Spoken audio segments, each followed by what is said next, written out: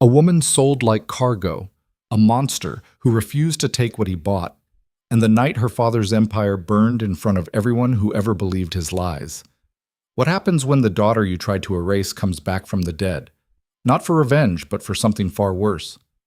When exposure becomes the cruelest weapon of all? This is Lena's story. Stay until the end, hit that like button, and drop a comment with your city so I can see how far this story travels. Now, let me take you back to the night it all began. The basement smelled like rust and old concrete. Lena Hart sat in a folding chair that wobbled every time she shifted her weight, hands zip-tied in front of her, ankles bound to the metal legs. The single bulb overhead buzzed and flickered, throwing shadows that made the space feel like it was breathing. She'd stopped crying 3 hours ago, maybe 4. Time did strange things down here. Her father stood near the stairs, checking his watch for the 5th time in 10 minutes. Richard Hart, real estate mogul, philanthropist. The kind of man who wore custom suits to breakfast and smiled in every photo like he'd just won something. Right now, though, he looked twitchy, nervous. He kept glancing at the door like he was waiting for a bus that might not come. "He's late," her father muttered. Lena didn't respond. Talking only made things worse. Always had. Richard turned to look at her, and for just a second, barely a flicker, something almost human crossed his face. Regret, maybe. Or indigestion? Hard to tell with him. "This isn't personal," he said. Lena almost laughed. Would have, if her ribs didn't hurt so much. Nothing was ever personal with Richard Hart. Not the black eyes he explained away as clumsiness. Not the broken wrist that happened during a fall. Not the years of carefully managed brutality that the world never saw because he was just so damn good at smiling. "You brought this on yourself," he continued, like he needed her to understand. Like this was some kind of teaching moment. "Running your mouth, threatening to go to the press. Did you really think I'd let you burn everything I've built?" She met his eyes, didn't flinch. "Yeah," she said quietly. "I did." His jaw tightened.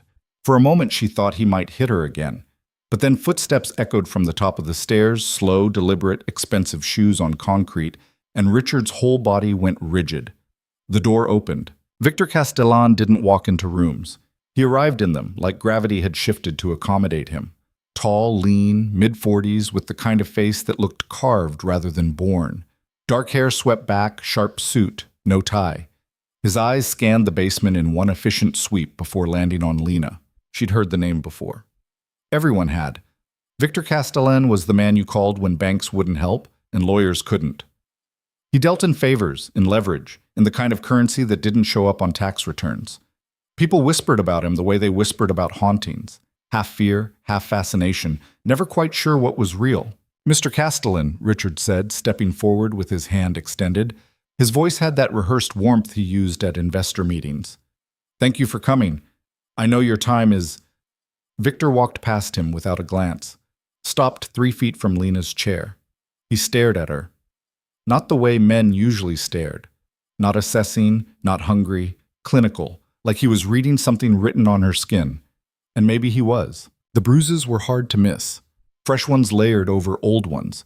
A timeline of violence mapped across her arms, her collarbone, the side of her face. Her split lip had stopped bleeding an hour ago, but the metallic taste still coated her tongue. Victor's expression didn't change, but something in the air did. "How old is she?" he asked. 23, Richard said quickly. "Look, I know she's a little roughed up, but I didn't ask for context." Victor's voice was quiet, controlled. The kind of quiet that made you shut up immediately. "I asked how old she is." 23, Richard repeated.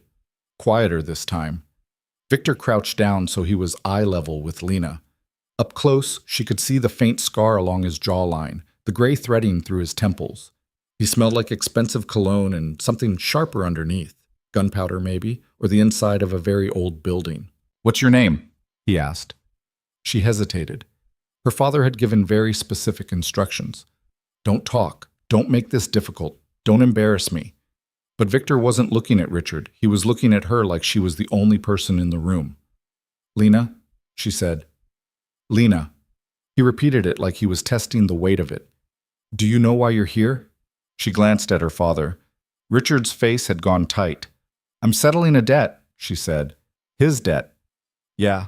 Victor nodded slowly. Then he stood, turned to Richard, and said, "No." The single word dropped like a stone into deep water. Richard blinked. "I'm sorry. The deal's off." "Wait. What?" "No. We agreed on terms," Victor said, brushing an invisible piece of lint off his sleeve. "Those terms assumed you were transferring an asset. This isn't an asset. This is a hostage. She's my daughter." "Which makes it worse." Victor's voice didn't rise. Didn't need to. "You're not selling property, Hart. You're dumping a liability. And frankly, I'm insulted you thought I wouldn't notice the difference." Richard's face flushed red. "I don't think you understand the situation." "I understand perfectly." Victor adjusted his cufflinks. "You owe Marcus Levine $2 million. You don't have it. You were going to use her to buy time. Maybe stage something tragic, collect the insurance, pay him back with interest. Am I close?" The silence that followed was deafening. Lena's heart kicked hard against her ribs.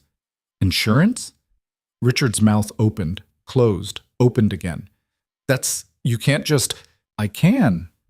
Victor pulled out his phone, typed something, then slipped it back into his pocket. "Your debt with Levine is now your debt with me.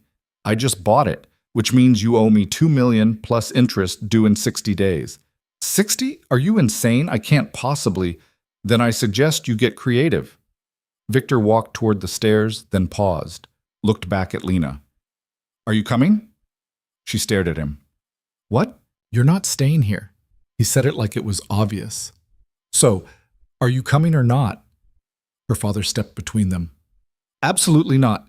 She's not going anywhere." Victor moved so fast Richard didn't have time to react. One moment he was blocking the path, the next he was against the wall with Victor's forearm pressed lightly, almost gently, against his throat. "Let me be very clear," Victor said, his voice barely above a whisper. "You don't get to decide what she does anymore. You sold that right the moment you tied her to a chair. Now step aside or I'll make sure Marcus knows exactly where you live." Richard went pale, nodded. Victor released him, stepped back, smoothed his jacket. Then he walked over to Lena and produced a folding knife from his pocket. The blade snapped open with a soft click. Lena flinched.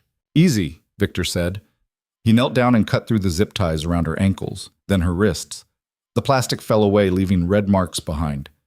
"Can you walk?" She flexed her fingers, tried to stand. Her legs shook, but she managed. "Yeah," she said. "Good." He turned and headed for the stairs.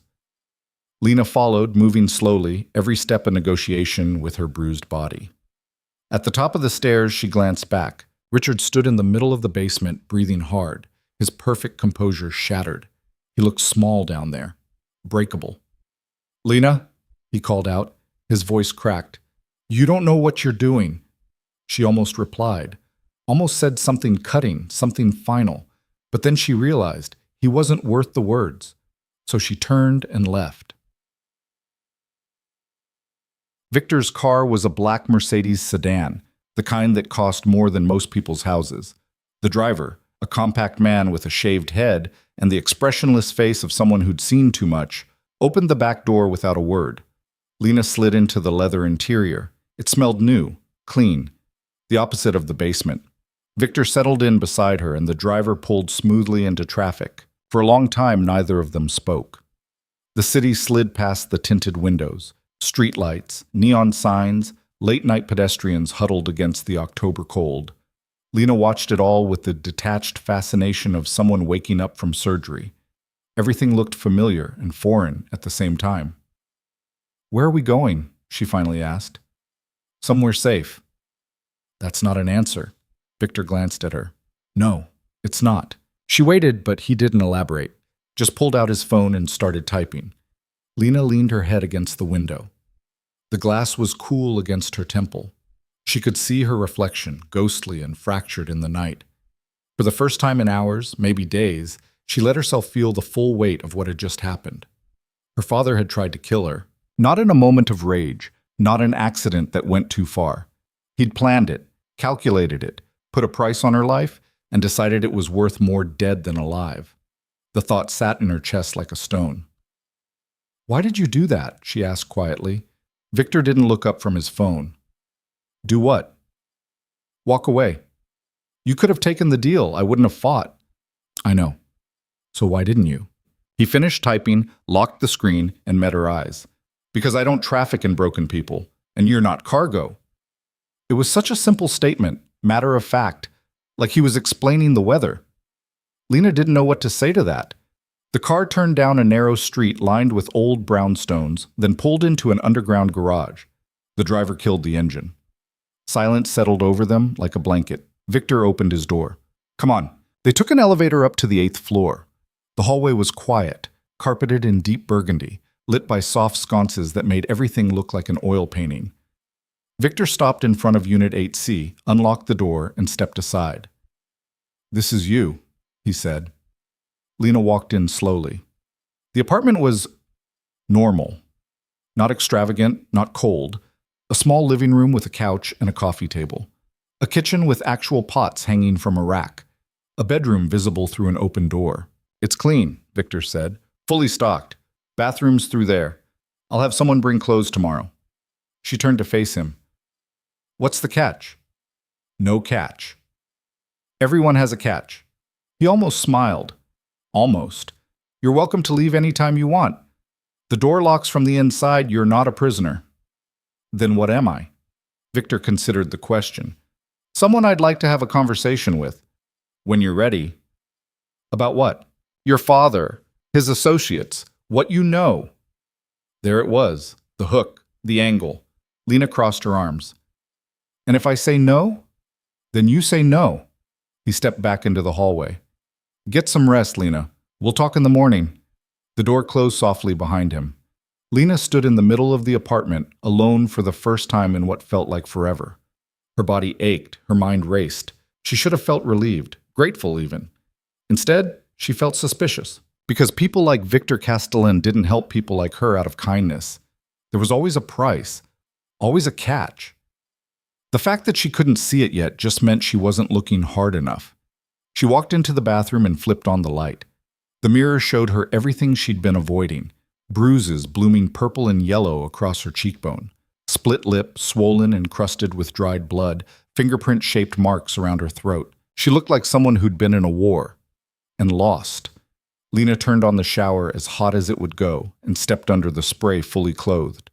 The water hit her like a baptism, washing away dirt and blood and the smell of that basement. She stayed there until the tank ran cold, until her fingers pruned and her skin turned pink. Then she peeled off her soaked clothes, wrapped herself in a towel, and collapsed onto the bed. Sleep came fast and dreamless. She woke to sunlight slicing through the blinds and the smell of coffee. Lena sat up, disoriented. For a second, she thought she was back in her father's house, that the basement had been a nightmare, that she'd wake up to the usual routine of pretending everything was fine. Then she saw the apartment, the unfamiliar walls, the clothes folded neatly on the dresser, jeans, a sweater, underwear still in the package. Right. She was here, wherever here was. She got dressed slowly, every movement reminding her of yesterday's damage. The jeans fit. The sweater was soft.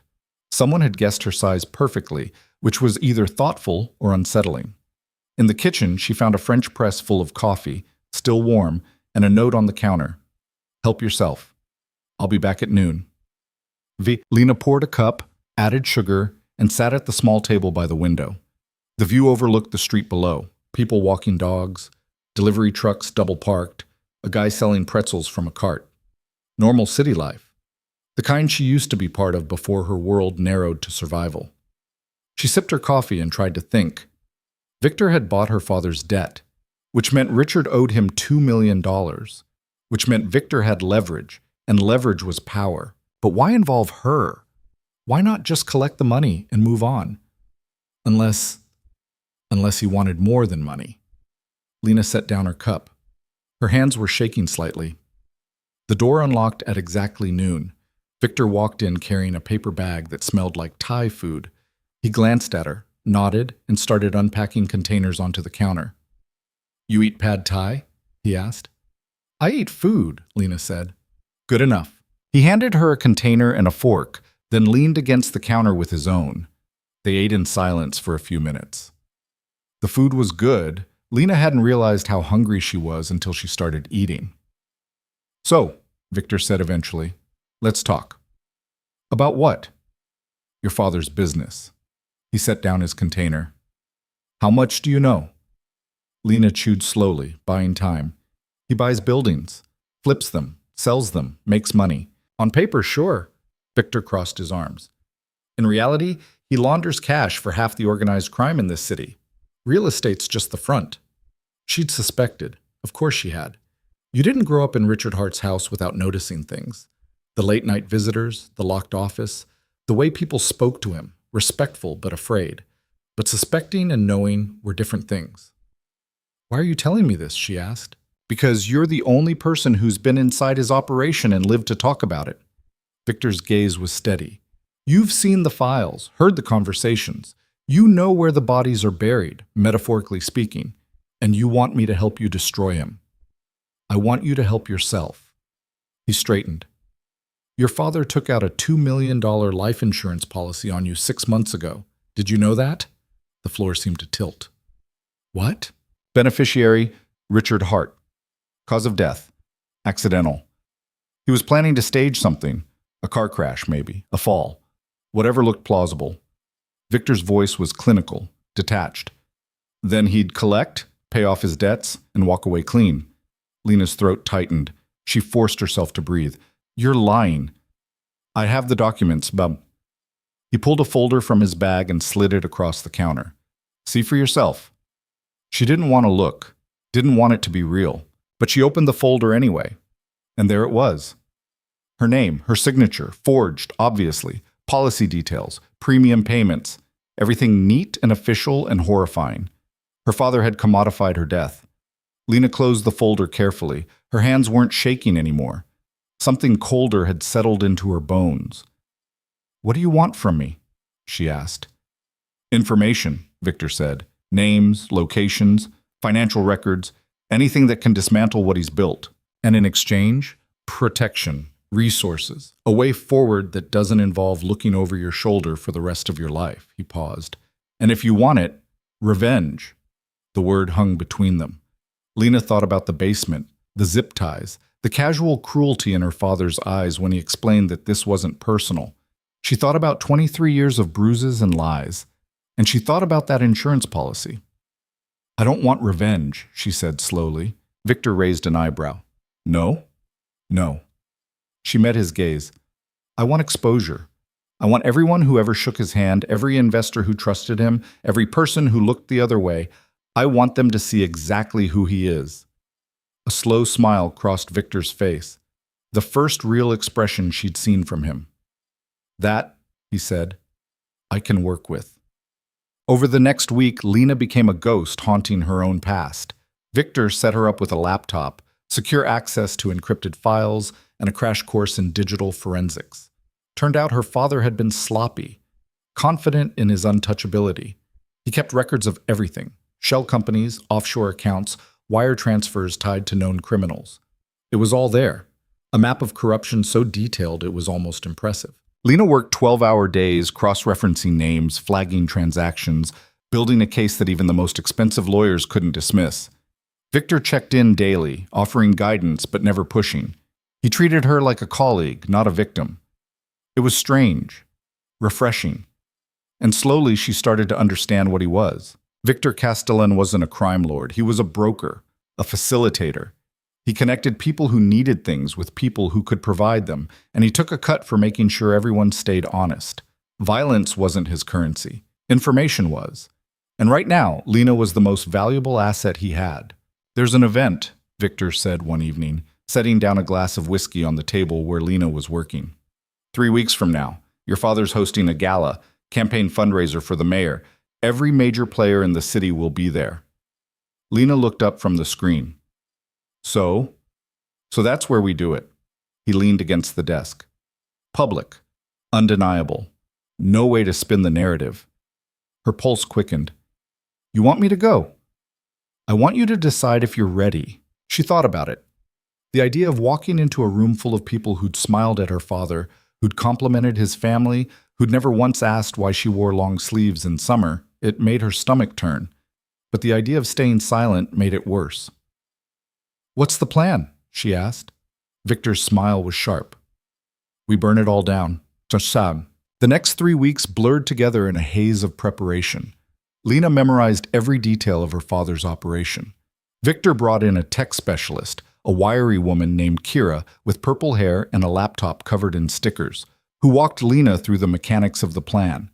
They'd hack the gala's AV system, upload everything to the screens, let the evidence speak for itself. Simple, brutal, irreversible. Lena practiced her testimony until she could recite it in her sleep. Victor ran her through contingencies, worst-case scenarios, exit strategies. He was thorough, almost obsessive. "Why do you care so much?" she asked one night. They were in his office, a surprisingly modest space in a building downtown. Books lined the walls, a single desk. No trophies, no displays of wealth. Victor looked up from the contract he was reading. "Excuse me, this isn't just business for you," Lena said. "You could have walked away. Let my father hang himself, but you didn't." He set down the contract, considered her for a long moment. "I had a sister," he said finally. "Long time ago. She got involved with the wrong person. Man who said he loved her, who promised her the world. Turned out he was using her to move product across state lines. When she tried to leave, he made sure she couldn't." Lena's chest tightened. "What happened?" "She disappeared." Victor's voice was flat, emotionless. "Police said she ran off. Family didn't want the scandal, so they let it go. Let her become a statistic." "I'm sorry." "Don't be." He picked up the contract again. "Just make sure your father doesn't get the same courtesy." The night of the gala arrived cold and clear. Lena stood in front of the mirror in her apartment, barely recognizing herself. The dress Victor had provided was elegant, black, simple, cut to hide the fading bruises on her arms. Her hair was styled, her makeup flawless. She looked like someone who belonged at an event like this. She looked like her father's daughter. The thought made her sick. A knock at the door. Victor, in a tuxedo that fit like it was born on him. "Ready?" he asked. Lena took a breath. "Yeah." The car ride was silent. Lena watched the city pass, her reflection superimposed over the buildings like a double exposure. She felt calm, eerily so, like she'd stepped outside her body and was watching someone else's life. The venue was a historic hotel downtown, all marble columns and crystal chandeliers. Guests in gowns and tuxedos milled around the entrance, sipping champagne, laughing at jokes that weren't funny. Lena's father stood near the center of it all, shaking hands, playing the gracious host. He looked good, healthy, happy, like a man with nothing to hide. Victor touched her elbow lightly. "You don't have to do this." "Yes," Lena said. "I do." They walked in together. Richard saw her immediately. His face went pale, then red, then carefully neutral. He excused himself from the conversation and crossed the room in long strides. "What the hell are you doing here?" he hissed under his breath. "Attending your party," Lena said evenly. "You need to leave. Right now." "Or what?" She smiled. It felt strange on her face. "You'll call security? Make a scene in front of all these people?" Richard's jaw worked. He looked at Victor. "This is your doing." "She's her own person," Victor said mildly. "I'm just here for moral support. You're both going to regret this." "Maybe," Lena said, "but not as much as you will." She walked past him into the crowd. The evening played out in slow motion. Speeches, toasts. The mayor took the stage and praised Richard's generosity, his commitment to the community, his exemplary character. Lena stood near the back, hands folded, expression serene. At exactly 9 o'clock, the lights dimmed for a video presentation. Some promotional nonsense about the mayor's campaign. The screen flickered to life. But instead of the mayor's smiling face, the audience saw something else. Documents, bank statements, wire transfers. A meticulous breakdown of every illegal transaction Richard Hart had facilitated over the past decade. The room went silent. Then the video shifted. Police reports, hospital records, photos of a young girl with bruises she'd explained away as clumsiness. Years of evidence, all ignored, all buried. Lena's story, told in data points and timestamps. Gasps rippled through the crowd. Someone shouted for security. The mayor's campaign manager scrambled toward the AV booth. But it was too late. The file was already uploading to every major news outlet, already going viral. Richard stood frozen in the middle of the room, his face drained of color, as his entire world collapsed in real time. And Lena walked up to the stage, took the microphone, and said 4 words. "My name is Lena Hart." The silence was absolute. "And everything you just saw is true." The microphone feedback screeched through the ballroom, sharp enough to make people wince. Lena didn't flinch. She stood under the spotlight, feeling its heat on her skin, watching the crowd fracture into chaos. Someone near the back started shouting. A woman in a silver gown covered her mouth with her hand.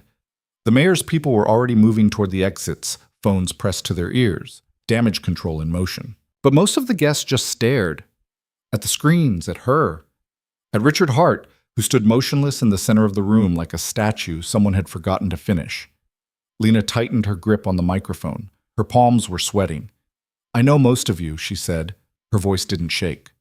That surprised her. "I've been to your dinner parties, your charity auctions. I sat at the kids' table while you talked business with my father. Some of you even asked how I was doing." A few faces in the crowd shifted. Uncomfortable recognition. "I always said I was fine," Lena continued, "because that's what I was supposed to say. That's what daughters of men like Richard Hart say. We smile, we stay quiet. We don't make things difficult." Richard finally moved. He took a step toward the stage, his face flushed red. "Lena, stop this. You don't know what you're—" "6 months ago," Lena said, louder now, cutting him off. "My father took out a life insurance policy on me, $2 million.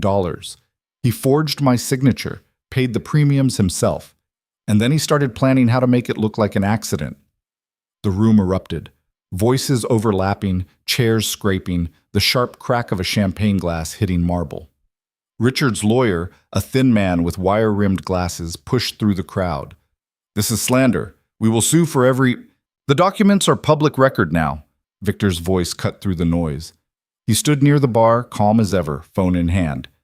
"Posted to 6 different news sites, verified by 3 independent forensic accountants. You're welcome to sue, but I'd save your energy for the criminal investigation." The lawyer's mouth snapped shut. Lena's father looked at her then. Really looked at her. And for just a second, she saw something crack in his expression. Not remorse, not guilt, just the dawning realization that he'd miscalculated, that the daughter he'd tried to erase had become the only thing he couldn't control. "You stupid girl," he said quietly. "You have no idea what you've done." "I know exactly what I've done," Lena replied. "I've told the truth." Security finally arrived, 3 men in black suits who looked deeply uncomfortable with the situation. The lead guard approached Richard, spoke to him in low tones. Richard shook his head violently, gesturing at the stage, at Lena, at the screen still cycling through evidence. But it didn't matter what he said. The room had already made its judgment. People were leaving, streaming toward the exits in clusters, some moving fast, some lingering to take photos with their phones. The mayor was gone. So were half the city council members. The ones who stayed kept their distance from Richard like he was radioactive. Lena stepped down from the stage. Her legs felt unsteady, but she made it to the floor without stumbling. Victor appeared at her side immediately. "We should go," he said. Not yet." "Lena, not yet." She walked toward her father. The crowd parted for her, a slow ripple of bodies creating space. Richard watched her approach, his hands clenched into fists at his sides. They stood face to face for the first time in weeks. Up close, she could see the strain around his eyes, the tension in his jaw. He looked older than she remembered, smaller. "I gave you everything," Richard said. His voice was rough. "A home, an education, a name that meant something." "You gave me a prison," Lena said, "and you called it love. You ungrateful—" "I'm done." She cut him off. "I'm done being afraid of you, done pretending, done letting you decide what my life is worth." Richard's face twisted. For a moment, she thought he might lunge at her, but he just stood there, shaking with rage, powerless for the first time in his life. "This isn't over," he said. "Yes," Lena said quietly. "It is." She turned and walked away. Victor fell into step beside her, one hand hovering near her elbow, but not touching. They made it to the lobby, through the doors, out into the cold October night. The street was chaos. News vans already lining up, reporters shouting questions, cameras flashing. Victor's driver pulled up to the curb, and they slipped into the back seat before anyone could get close. The door closed. Silence wrapped around them like a blanket. Lena leaned her head back against the seat and closed her eyes. Her whole body was shaking now, adrenaline draining out all at once, leaving her hollow. "You did good," Victor said. She laughed. It came out broken. "I just destroyed my father in front of half the city." "Like I said, you did good." The car pulled into traffic. Lena opened her eyes and watched the city blur past. Somewhere behind them, Richard Hart was probably still standing in that ballroom, surrounded by the wreckage of his reputation, probably already on the phone with his lawyers, his fixers, anyone who might be able to salvage this. But there was nothing to salvage. Not anymore. "What happens now?" Lena asked. "Now?" Victor glanced at his phone. "Now the real work starts. The district attorney will want to talk to you. So will the FBI, probably. Your father's associates will scramble to distance themselves. Some will flip. Some will run. It's going to get messy. Messier than this. Different messy." Lena processed that. "And what about me? Where do I go?" Victor looked at her. "Where do you want to go?" It was such a simple question, and she had no answer. For 23 years, her life had been dictated by someone else. Her father's rules, his expectations, his violence. Even the past few weeks with Victor had been structured around a goal, a plan, something outside herself. But now she was free. Completely, terrifyingly free. And she had no idea what to do with it. "I don't know," she admitted. "That's okay," Victor said. "You've got time to figure it out." The car pulled into the underground garage of Victor's building. They rode the elevator in silence. When they reached Lena's floor, Victor walked her to the door. "Get some sleep," he said. "We'll regroup tomorrow." "Victor." He paused, hand on the elevator button. "Thank you," Lena said, "for all of it." He nodded once. "You're welcome." The elevator doors closed, and Lena was alone again. She went inside, locked the door, and stood in the middle of the apartment for a long time. Then she walked to the bathroom, turned on the shower, and sat on the floor fully clothed while the water ran. She didn't cry, couldn't, somehow. The tears were stuck somewhere behind her ribs, heavy and immovable. Instead, she just sat there until the water went cold. The next morning arrived with all the subtlety of a train wreck. Lena woke to her phone buzzing nonstop on the nightstand. She'd turned it off last night, or thought she had, but apparently it had other ideas. 37 missed calls, 62 text messages, emails flooding in faster than she could count. She turned it off for real this time and stumbled into the kitchen. Coffee. She needed coffee. Victor showed up at 8 with bagels and a tablet full of news articles. He spread them across the counter while Lena poured herself a cup. "You're famous," he said. "Great." 15 major outlets picked up the story. CNN, Times, Post. A P-Wire has it.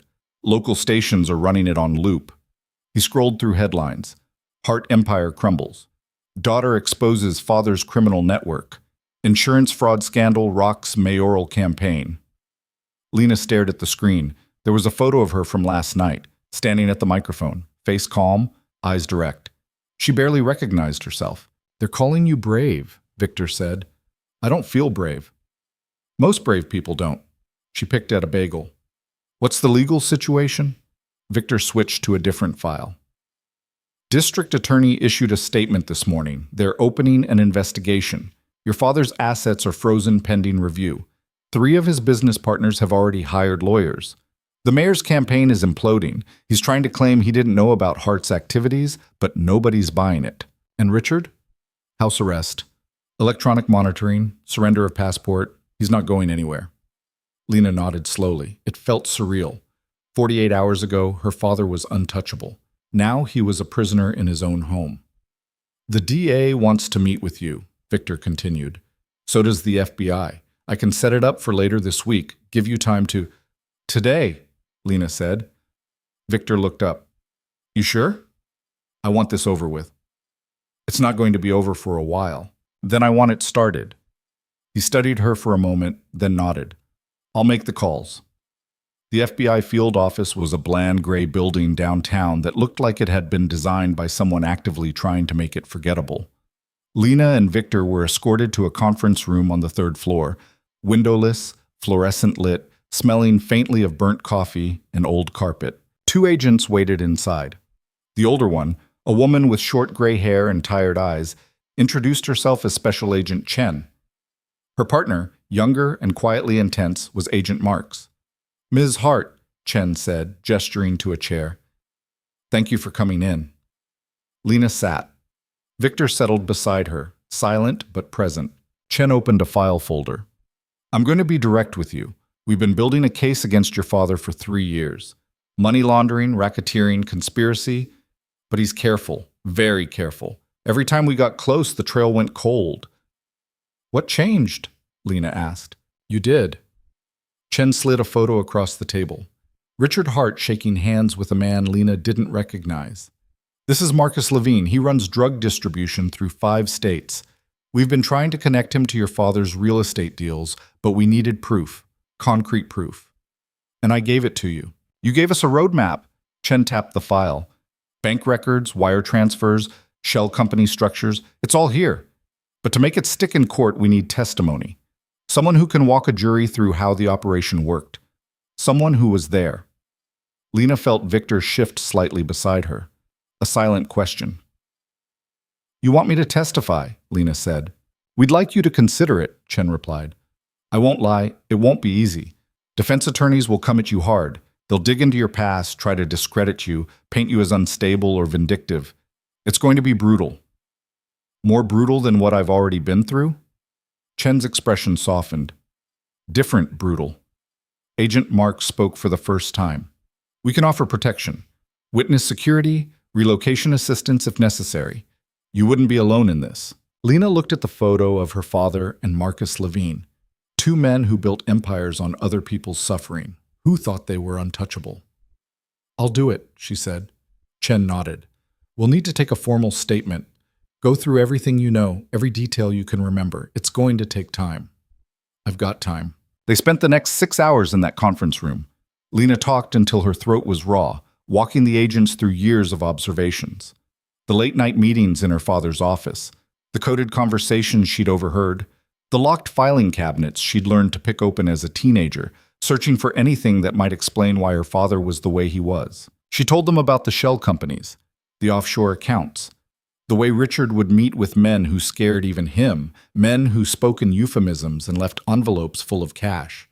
She told them about the beatings, the control, the systematic erasure of anything that made her a person instead of a possession. And she told them about the insurance policy. By the time they finished, it was dark outside. Lena felt wrung out, emptied. Chen closed her notebook and stood. "You did good today," she said. "This is going to help a lot of people." Lena wasn't sure she believed that, but she nodded anyway. Victor drove her back to the apartment. Neither of them spoke much. When they pulled into the garage, he killed the engine but didn't get out. "You holding up?" he asked. "Ask me tomorrow." He almost smiled. "Fair enough." Lena reached for the door handle, then stopped. "Can I ask you something?" "Sure." "Why are you really doing this? And don't say it's just business."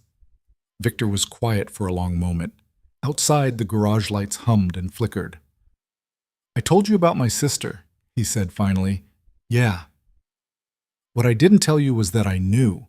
I knew something was wrong. I could see it in the way she acted, the things she wouldn't talk about. And I didn't push, didn't ask the hard questions. I told myself it was her life, her choice." He stared at the steering wheel. "And then she was gone. And I had to live with the fact that I could have done something, should have done something, but I was too worried about overstepping, about making things awkward." Lena's chest tightened. "So when I saw you in that basement," Victor continued, "tied to a chair, covered in bruises, and your father talking about you like you were inventory, I wasn't about to make the same mistake twice." He looked at her then. "You asked me once what you are to me. You're not an asset, Lena. You're not a tool. You're someone who deserved better than what she got, and if I can help you get it, I will." Lena didn't know what to say, so she just nodded and got out of the car. Upstairs, she collapsed on the couch and stared at the ceiling. Her phone buzzed again. She'd turned it back on to coordinate with the FBI, and now it was paying the price. Most of the messages were from reporters. A few were from people she'd gone to high school with, suddenly concerned about her well-being. One was from her father's lawyer, demanding she retract her statements.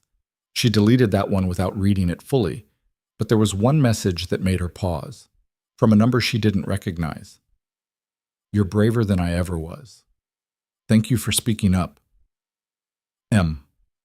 Lena stared at the initial, M. She knew exactly who it was. Her father's assistant, Monica.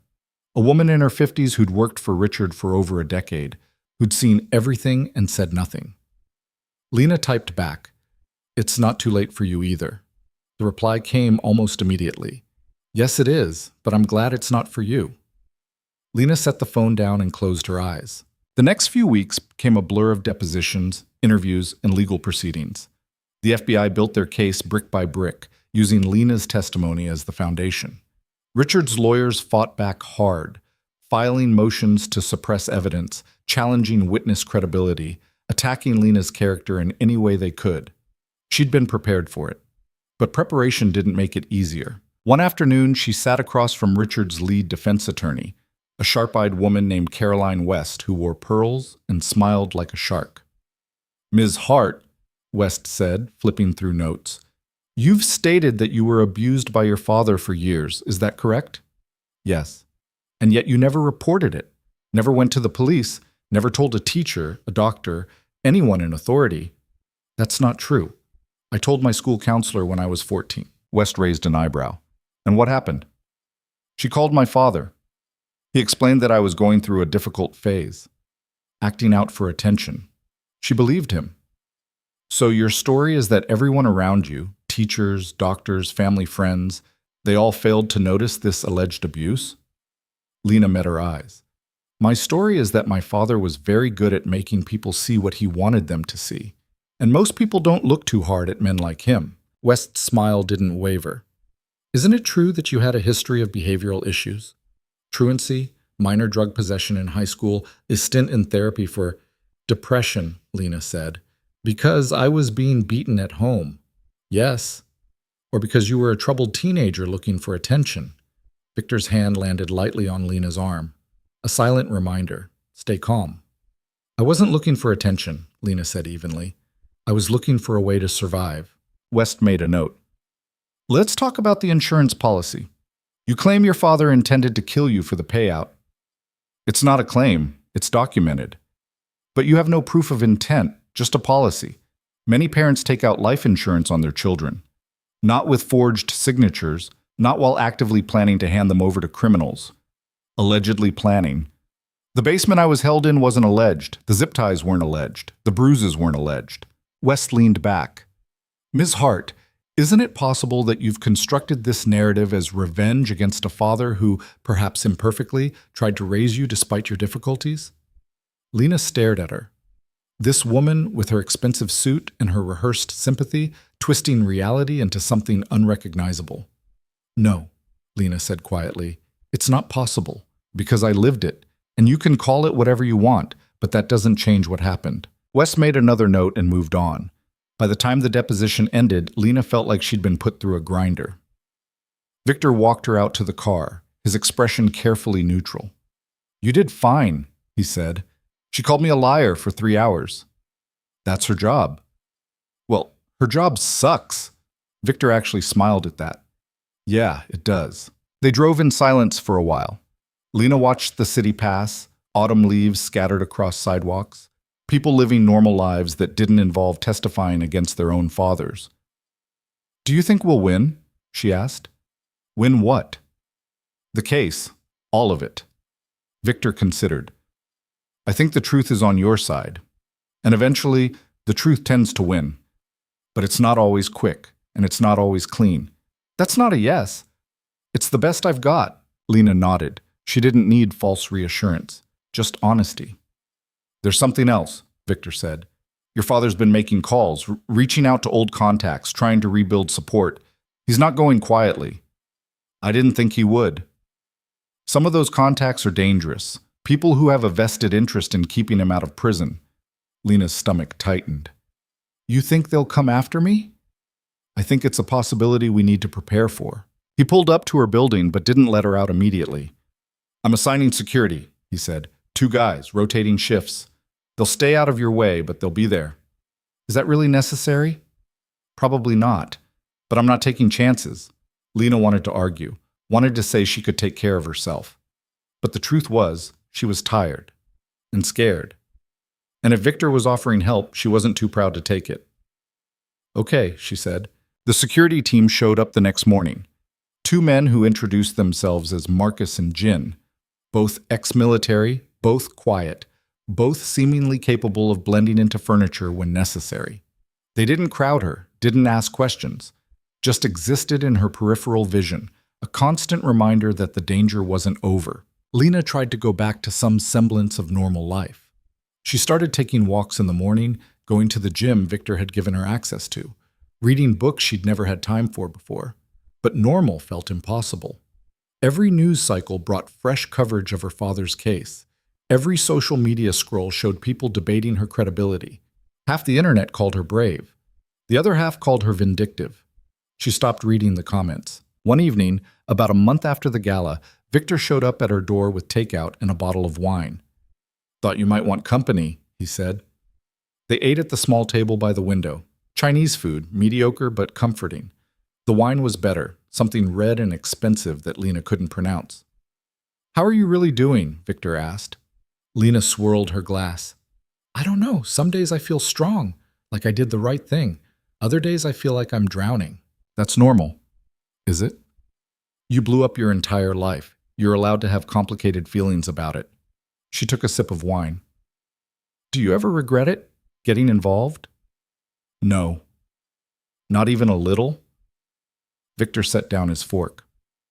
Lena, I've done a lot of things in my life that I'm not proud of. Helped people who didn't deserve help. Looked the other way when I shouldn't have. But this? He gestured between them. This is probably the most decent thing I've done in years. That's depressing. He laughed. Actually, laughed. Yeah, maybe it is.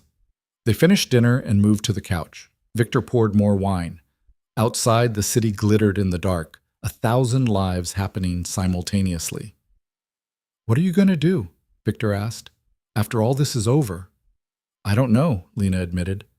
I never thought past exposing him. Never let myself imagine a future. You should start. What, like goals? A 5-year plan?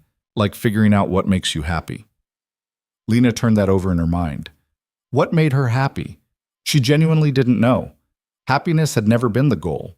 Survival was. And survival didn't leave much room for joy. I used to draw, she said quietly. When I was a kid, before everything got bad, I loved it. So draw again. It's not that simple. Why not? Because I'm not that person anymore. Victor looked at her. Maybe not. But that doesn't mean you can't find new things to love, new versions of yourself. Lena didn't respond, just stared at her wine and let his words settle. Later, after Victor left, she dug through the closet until she found a sketchbook and some pencils she'd bought weeks ago on impulse. She sat at the kitchen table and opened to the first blank page. For a long time, she just stared at it. Then slowly, she started to draw. It wasn't good. Her hand was rusty, the lines shaky. But it was something. A small act of creation in a life that had been defined by destruction. She drew until her hand cramped and her eyes blurred. And for the first time in as long as she could remember, she felt something close to peace. The sketchbook became Lena's lifeline over the following weeks. She filled pages with rough drawings, cityscapes from her window, coffee cups on the counter, the way light fell across the apartment at 3 in the afternoon. Nothing profound, nothing that would hang in galleries. But it was hers. She was sketching the fire escape across the street when her phone rang. Unknown number. She almost didn't answer, but something made her pick up. Ms. Hart? A woman's voice, professional but warm. My name is Dr. Sarah Winters. I run a women's advocacy group downtown. I was hoping we could talk. Lena set down her pencil. About what? About you and others like you. There was a pause. Since your story went public, we've had an influx of calls. Women reaching out saying they've been in similar situations. They want to speak up, but don't know how. I thought maybe you could help. I'm not a counselor. I'm not asking you to be. I'm asking if you'd be willing to meet with some of them. Share your experience, let them know they're not alone. Lena's first instinct was to say no. She was barely holding herself together. How could she possibly help anyone else? But then she thought about being 14 and telling that school counselor, watching hope drain away as the woman called her father instead of helping her. About being in that basement, believing nobody would ever care enough to intervene. When? Lena asked. They met 3 days later at a community center in a neighborhood Lena didn't recognize. The building was old, paint peeling around the windows, but inside it was warm and surprisingly welcoming.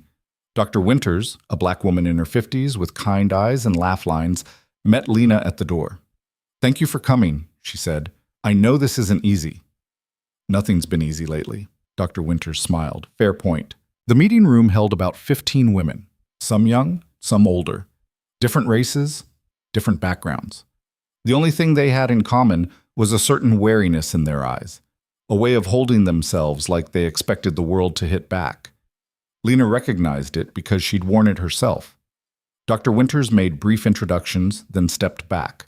The women looked at Lena expectantly. She had no idea what to say. "I'm not good at this," Lena started. "Public speaking, inspiring speeches. I'm just trying to figure out how to exist without being terrified all the time." A woman near the front nodded. She was maybe 30, thin, with a fading bruise on her jawline, poorly covered by makeup. "How did you do it?" the woman asked. "How did you finally leave?" Lena thought about that basement, about Victor asking her if she wanted to come, about the moment she realized she had a choice. "I had help," Lena said, "someone who saw what was happening and decided to intervene. But before that, I had to stop believing the lie." "What lie?" "That I deserved it. That it was somehow my fault. That if I just tried harder, was better, quieter, more obedient, it would stop." Lena's throat tightened. "It took me 23 years to understand that nothing I did would ever be enough. Because it was never about me. It was about control." The room was silent. Another woman spoke up, older, with graying hair pulled back in a bun. "What if you don't have anywhere to go? What if leaving means losing everything?" "It might," Lena said honestly. "I lost my home, my name, basically. Any illusion of a normal family, but you know what I gained?" She paused, feeling the weight of the answer. "My life. My actual life, not the performance of one." They talked for over an hour. Women sharing stories, asking questions, some crying, some just listening. Lena didn't have all the answers, didn't have most of them really, but she listened and she told the truth, and somehow that seemed to be enough. Afterward, Dr. Winters walked her out. "That was good," she said. "Really good. I just talked. Sometimes that's all people need, to hear someone else say it out loud, make it real." Dr. Winters handed her a business card. "I'd love to have you back, if you're willing." Lena looked at the card. Sarah Winters, Ph.D., Director, Safe Harbor Women's Alliance. "I'll think about it," she said. She meant it as a polite deflection, but driving home she found herself actually thinking about it. About those women in that room. About the ones who hadn't made it there yet, who were still living the lie, still believing they had no options. She'd been one of them, and someone had pulled her out. Maybe she could do the same for others. The thought scared her, but it also felt like something solid to hold on to. Back at the apartment, she found Victor waiting in the hallway. He had that look, the one that meant bad news dressed up as casual information. "What happened?" Lena asked, unlocking the door. "Your father made bail." She stopped. "What?" "Judge granted it this morning. Electronic monitoring, travel restrictions, same as before. But he's out of holding." Lena's hands shook as she pushed open the door. "How? I thought the evidence..." "His lawyers argued he's not a flight risk. Pillar of the community, deep roots, blah, blah, blah." Victor followed her inside. "The monitoring is strict. He can't leave his house except for legal meetings and medical emergencies. But yeah, he's out." Lena sat down hard on the couch. She'd known this was a possibility. The legal system didn't work like movies. People didn't just go to prison immediately because they'd done horrible things. There were processes, procedures, loopholes. But knowing it intellectually and feeling it viscerally were different things. "He's going to come after me," she said. "Not directly. He's too smart for that. Victor sat across from her. But he'll try to discredit you, pressure your testimony, maybe go after people you care about to apply leverage. I don't have people I care about, not really. Victor's expression shifted slightly. You have me. It was such a simple statement, but it landed heavy. Lena looked at him. This man who'd bought her father's debt, who'd given her a place to stay, who'd stood beside her through depositions and FBI interviews and media storms, who'd never asked for anything in return. Why, she asked. Why do you care this much? I told you about my sister. That's not the whole reason. Victor was quiet for a moment. Outside, a siren wailed past, Doppler shifting into silence. No, he admitted, it's not. So what is? He leaned forward, elbows on his knees. I've spent most of my adult life in a world where everything's transactional. Information for money, favors for leverage. Nothing's free, nothing's honest. You get good at it after a while. The calculations, the distance. He looked up at her. And then you were in that basement, and I saw something I thought I'd stop believing in. Someone who'd been beaten down for years, who had every reason to give up, and she still wanted to fight. Not for revenge, not for money, for the truth. He shook his head. That's rare. And I wasn't about to let your father take it away. Lena's chest felt tight. I'm not some noble crusader. I'm just angry. Anger's honest. I'll take that over most people's virtue any day. They sat in comfortable silence for a while. Then Victor stood. I need to make some calls, but Marcus is outside if you need anything. Victor, he paused at the door. Thank you, Lena said, for telling me the truth about all of it. He nodded and left. Lena sat alone in the apartment, processing. Her father was out, moving around his house, making calls, plotting his next move. The thought made her skin crawl. But she wasn't that girl in the basement anymore. She'd stood in front of the world and told her story. She'd looked her father in the eye and walked away. He didn't own her anymore. She just had to keep reminding herself of that. The next few weeks brought a strange new rhythm. Lena met with her lawyers to prepare for trial. The date was set for January, 3 months away.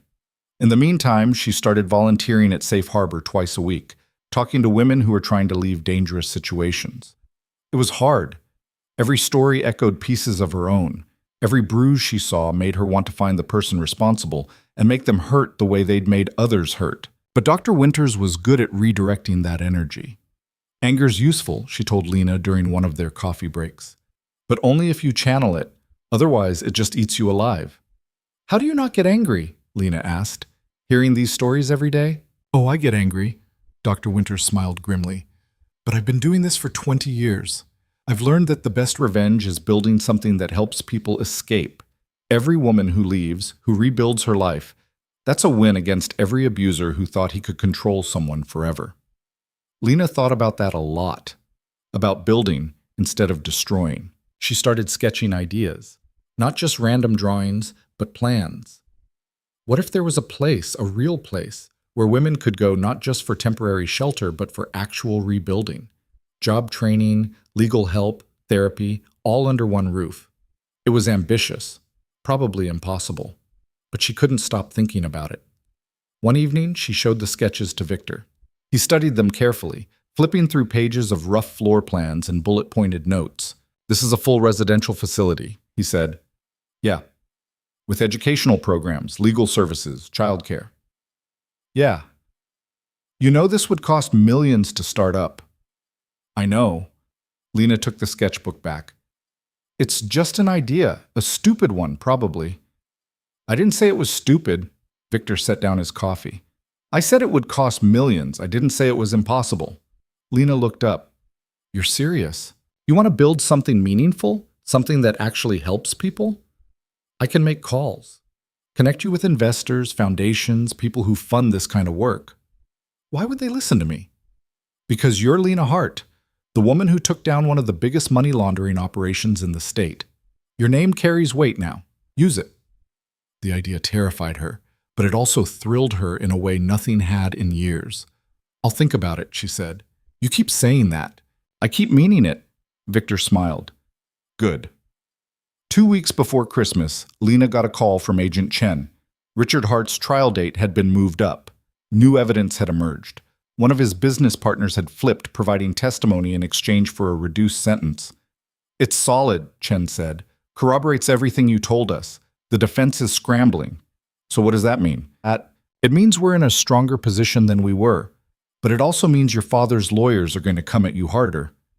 They're going to try to break you on the stand, make you look unreliable. Let them try. Chen's voice softened. I know you're tough, Lena, but this is going to be brutal. Are you sure you're ready? Lena thought about the women at Safe Harbor, about the sketchbook full of plans, about the life she was slowly building from nothing. Yeah, she said. I'm ready. The preliminary hearing happened on a gray Monday in early January. Lena wore a simple black suit, professional, unremarkable. Victor had offered to come, but she'd asked him to wait outside. She needed to do this part alone. The courtroom was smaller than she'd expected. Wood paneling, fluorescent lights, a judge who looked tired before the proceedings even started. Richard sat at the defense table with his team of lawyers, looking thinner than she remembered, older. He didn't look at her when she walked in. Lena took the witness stand and placed her hand on the Bible, swore to tell the truth. The whole truth. She'd been telling it for months. This was just making it official. The prosecution went first. A young attorney named Davidson, sharp and thorough, walked her through the basics, her relationship with her father, the abuse, the night she was handed over to Victor. And yet you continued to live in his house, attend family events, maintain the appearance of a normal father-daughter relationship. Because I had no choice. No choice, West raised an eyebrow. You were an adult. You could have left at any time. Leaving would have meant being homeless. I had no money, no job skills, nowhere to go. Your father paid for your education, didn't he? Put you through college? Yes. And during that time, did you report any abuse to university officials? Campus police? Anyone? Lena's jaw tightened. No. Why not? Because I'd tried reporting before and nothing happened. Because my father was respected, connected. Because I knew no one would believe me. West made a show of consulting her notes. Or perhaps because the abuse wasn't happening. Perhaps you're fabricating this narrative to justify your betrayal of a father who supported you your entire life. Objection, Davidson called. Argumentative. Sustained, the judge said, sounding bored. West didn't miss a beat. Ms. Hart, isn't it true that you struggled with substance abuse in your late teens? Lena's stomach dropped. She'd known this would come up, but it still felt like a punch. I smoked marijuana occasionally, she said. I wouldn't call that, and you were arrested for possession when you were 19, correct? It was a minor charge, dismissed after community service. But you were arrested, you have a criminal record. A misdemeanor from 5 years ago has nothing to do with... It speaks to your credibility, Ms. Hart, your judgment, your willingness to break the law when it suits you. I broke the law by having a joint at a party. My father broke the law by laundering millions of dollars and trying to have me killed. I think there's a difference. The courtroom went silent. West's smile tightened. Let's talk about Victor Castellan, she said, changing tactics. The man who allegedly rescued you from your father. You're aware of Mr. Castellan's reputation? I know he's a businessman. A businessman with ties to organized crime. A fixer. Someone who operates in legal gray areas. West leaned against the witness stand. Isn't it possible that Mr. Castellan saw an opportunity to damage a rival and used you to do it? No. How can you be sure? Because he gave me a choice. He could have taken what my father offered. Instead, he walked away. He didn't have to do that. Or perhaps he saw a better opportunity. A way to gain leverage over your father through you. You're living in an apartment he owns, correct? Under his protection? Financially dependent on him? Lena felt heat rising in her chest. He's helping me because I needed help. Or because you're useful to him. A weapon against a competitor. That's not... Isn't it true that you and Mr. Castellan coordinated the release of those documents at the gala? That you worked together to publicly humiliate your father? We exposed the truth. You staged a media spectacle designed to destroy a man's reputation before he could defend himself in court. He destroyed his own reputation by being a criminal. West's expression hardened. You seem very angry, Ms. Hart. I am angry. Angry enough to lie, to fabricate evidence, to conspire with a known associate of organized crime to frame an innocent man. My father is not innocent.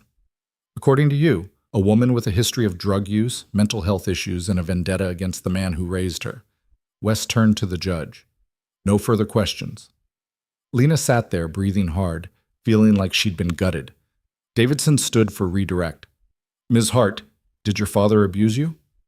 Yes. Did he forge your signature on a life insurance policy? Yes.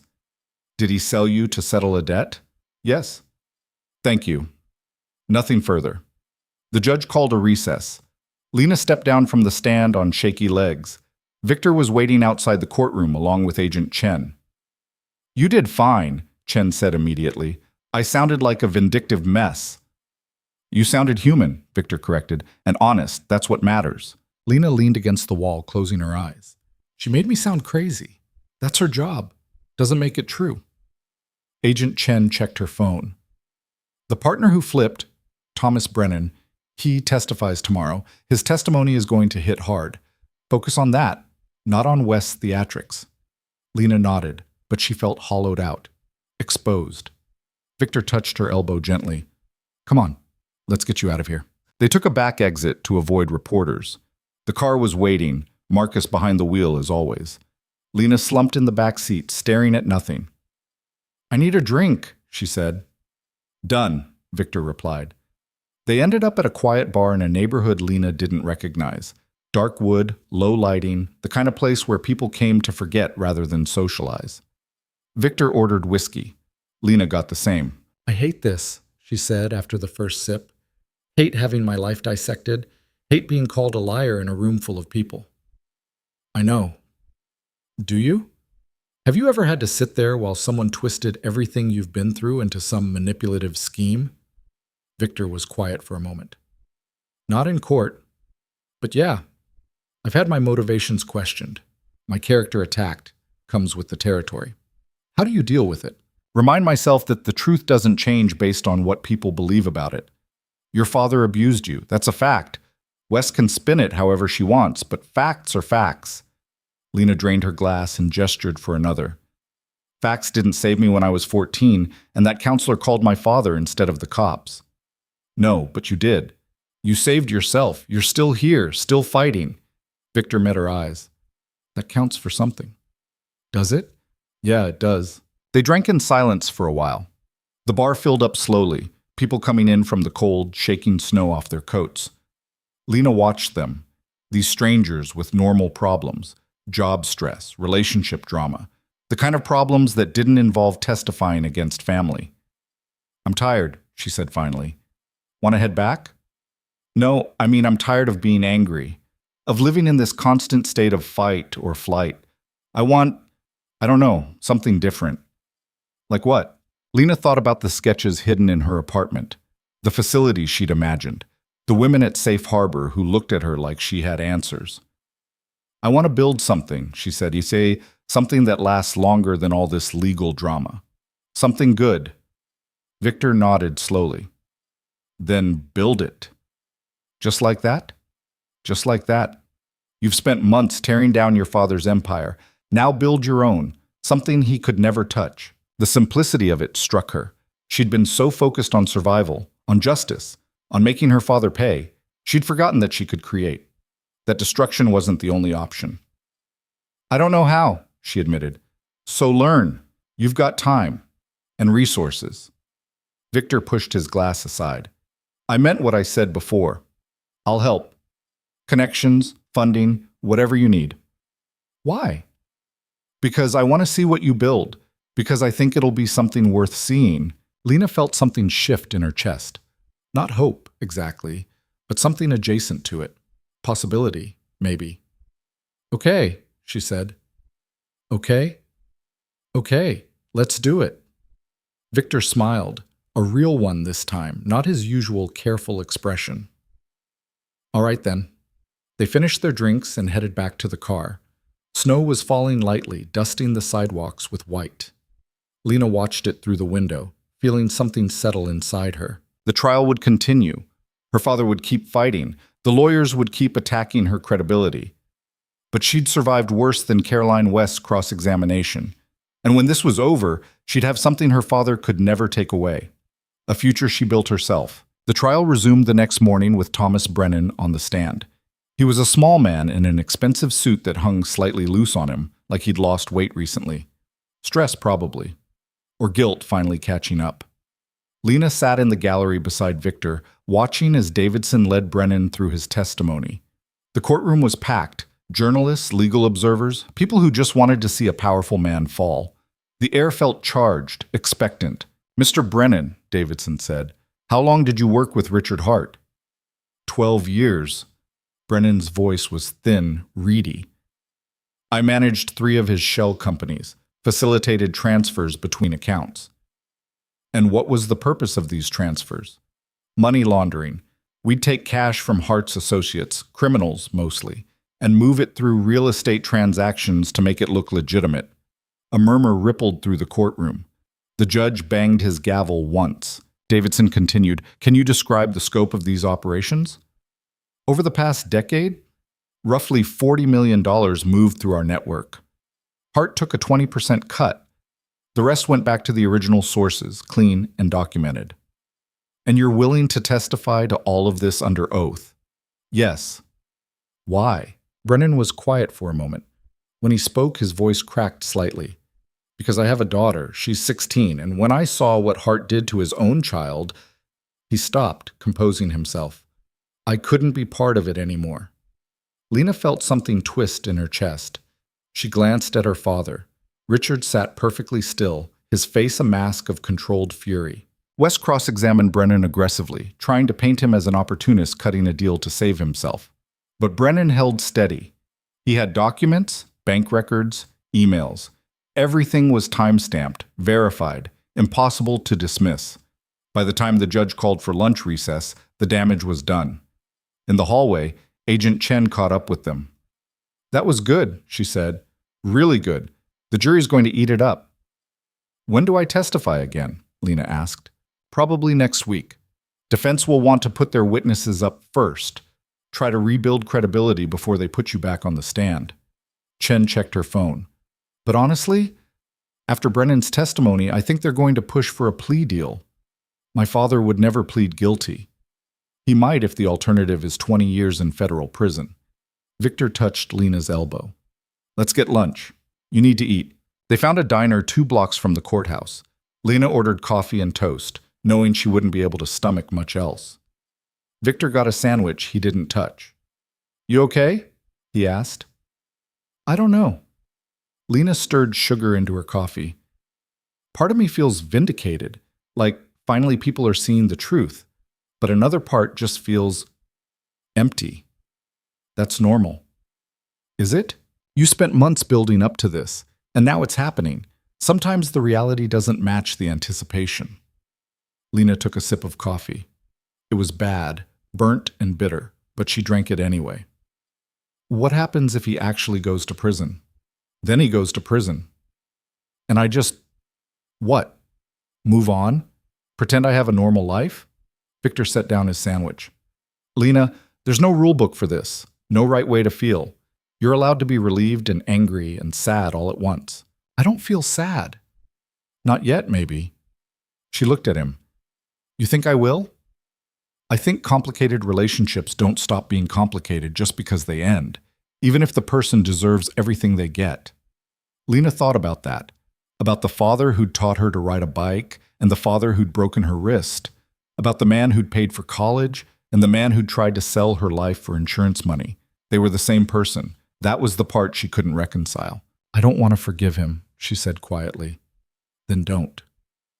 "People will expect me to. Eventually. They'll say it's for my own healing or whatever." "People can expect whatever they want. Doesn't mean you owe it to them." Victor met her eyes. "You get to decide what closure looks like for you, nobody else." The waitress refilled Lena's coffee without asking. Outside, snow had started falling again, thick flakes that turned the street white. "I've been thinking about the facility," Lena said, changing subjects. "The plans I showed you." "Yeah?" "I want to actually do it. Not just sketch it, actually build it." Victor leaned back.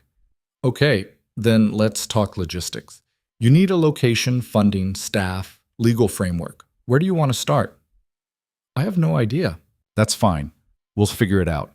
He pulled out his phone. I know a woman who runs a similar operation in Boston. She could consult, help you avoid common pitfalls, and I can connect you with some foundations that fund this kind of work." Lena felt a flutter of something in her chest, anxiety mixed with excitement. "This is crazy, right? I don't have any experience running anything." "You have the most important experience. You lived it. You know what women need because you needed it." Victor scrolled through his contacts. "Everything else you can learn." "What if I mess it up?" "Then you'll fix it. That's how this works." Lena stared at her coffee, watching steam curl up from the surface. Building something felt impossible. But then again, so had standing up to her father, so had testifying in court, so had surviving the past 23 years. Maybe impossible was just another word for hard. "Okay," she said, "let's do it." Over the next 2 weeks, while the trial ground forward, Lena threw herself into planning. Victor connected her with Maria Santos, the director of a women's shelter in Boston, who'd been running her operation for 15 years.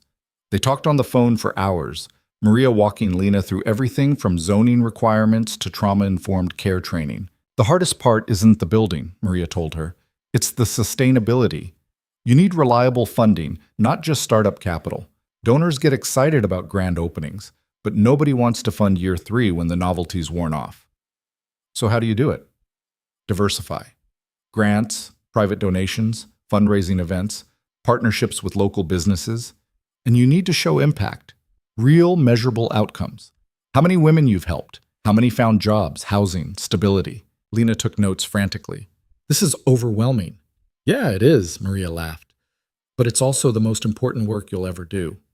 So you push through the overwhelming parts." Lena also met with architects, looking at potential properties. Most were too expensive or in the wrong neighborhoods. But there was one building, an old factory in a transitional area, that had potential. It needed massive renovation, but the bones were good. High ceilings, natural light, enough space for residential units and community areas. "It's doable," the architect said, sketching rough plans on a tablet. "But you're looking at a year of construction minimum, and probably $3 million in total costs." $3 million.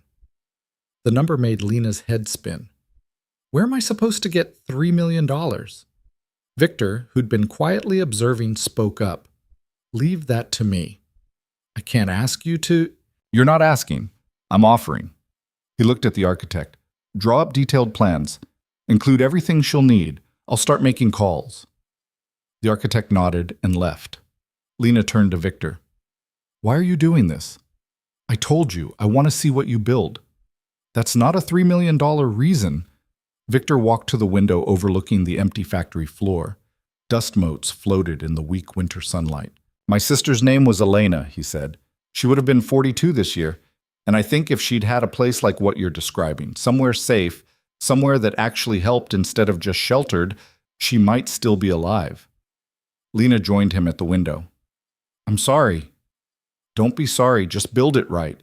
Build it so the next Elena has somewhere to go." The weight of that settled on Lena's shoulders. This wasn't just about her anymore. It was about every woman who'd been where she'd been, who needed what she'd needed. "I will," she said.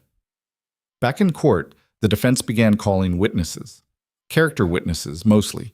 People who'd worked with Richard, invested with him, knew him as a pillar of the community. They described a generous man, a devoted father, someone who'd never shown any signs of the criminality he was accused of. It was nauseating to watch. Caroline West also brought in an expert witness, a psychologist who testified about false memory syndrome, about how trauma could make people misremember or exaggerate events. The implication was clear. Lena was either lying or mistaken about the abuse. When Agent Chen texted that Lena would be back on the stand the following Monday, she spent the weekend preparing with Davidson, the prosecutor. They ran through likely questions, practiced staying calm under hostile examination. "West is going to come at you hard," Davidson warned. "She's going to try to rattle you, make you angry, get you to say something impulsive. Don't take the bait." "Easier said than done." "I know, but remember, you just have to tell the truth. That's all. The evidence backs you up. Brennan's testimony backs you up. You're not alone in this." Monday morning arrived cold and clear. Lena wore the same black suit, pulled her hair back, kept her makeup minimal, professional, composed. Nothing for West to attack. The courtroom was even more packed than before. Word had spread that this would be the climactic testimony. Journalists filled the back rows. Lena spotted a few faces from Safe Harbor in the gallery. Dr. Winters gave her a small nod of encouragement. She took the stand and swore the oath again. Davidson started with basic questions, reestablishing her credibility, walking through the timeline of abuse one more time for the jury. Then West stood up. "Ms. Hart," she began, "you've had several weeks since your last testimony to reflect. Has your story changed at all?" "It's not a story. And no." "Not even small details? Timeline adjustments?" "No." West smiled thinly. "Interesting. Because most people's memories evolve over time, especially regarding traumatic events. But yours remains perfectly consistent. Because I'm telling the truth. Or because you've rehearsed it so many times, you've convinced yourself it's real." "Objection," Davidson called. "Withdrawn." West moved closer to the stand.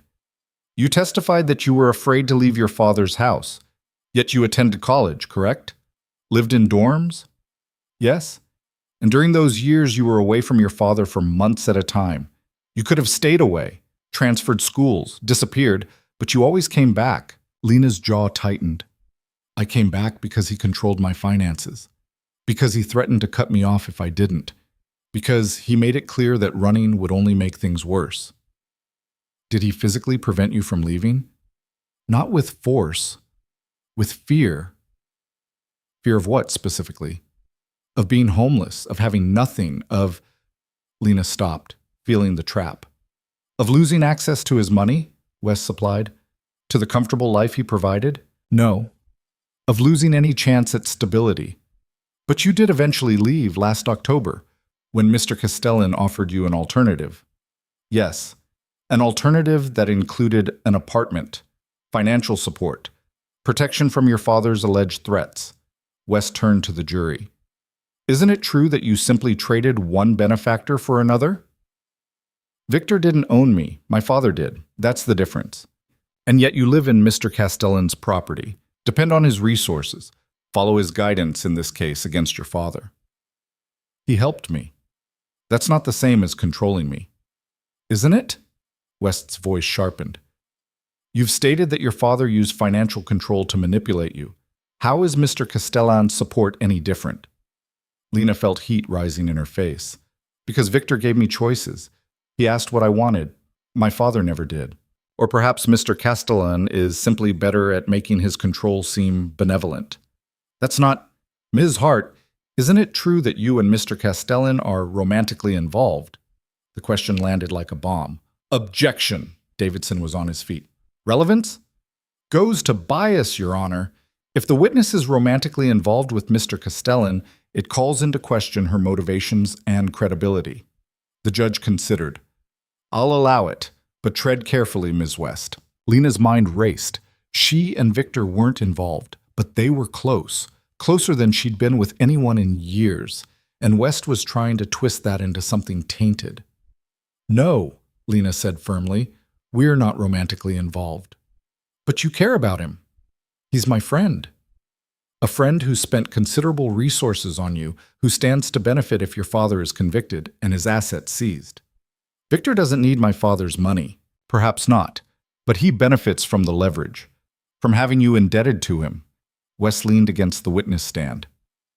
"Tell me, Ms. Hart, if Mr. Castellan asked you to testify to something that wasn't quite true, would you do it?" "He would never ask me to lie." "But if he did?"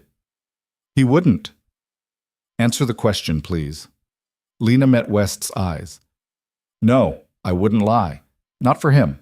Not for anyone." West smiled. "Not even to ensure your father's conviction? To guarantee your own financial security?" "I don't need to lie. The truth is enough." "Is it?" "Because from where I'm standing, the truth looks quite different.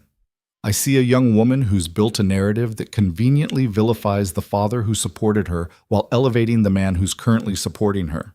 A narrative that justifies betraying family while accepting help from a known criminal associate. Victor isn't— Mr. Castellan has documented connections to organized crime, money laundering, racketeering, yet you trust him completely. Why is that? Because he's never hurt me. That you know of. Objection, Davidson said. Counsel is testifying. Sustained. West straightened. Ms. Hart, you want this jury to believe that your father, a respected businessman, a philanthropist, is a monster, while simultaneously asking them to ignore that you're currently under the protection of a man whose entire career exists in legal gray areas. Don't you see the contradiction? There's no contradiction. My father was a monster in a good suit. Victor is a good man in a complicated world. That's not the same thing. According to you. According to the facts. Wes studied her for a long moment. No further questions.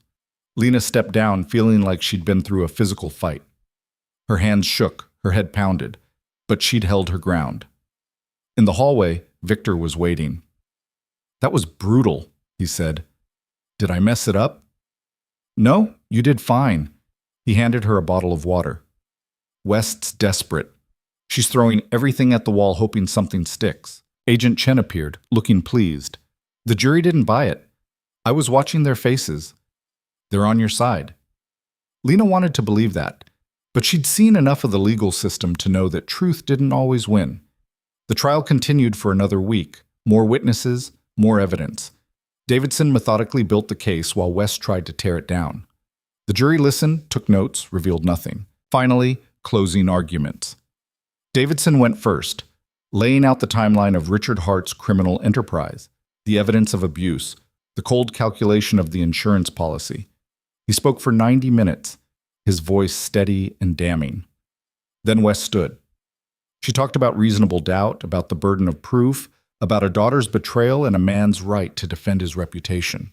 She painted Richard as a victim of a conspiracy between a vindictive child and her criminal protector. It was almost convincing. If you didn't know the truth, the jury deliberated for 3 days. Lena spent that time in her apartment, unable to eat, barely sleeping. Victor checked in hourly.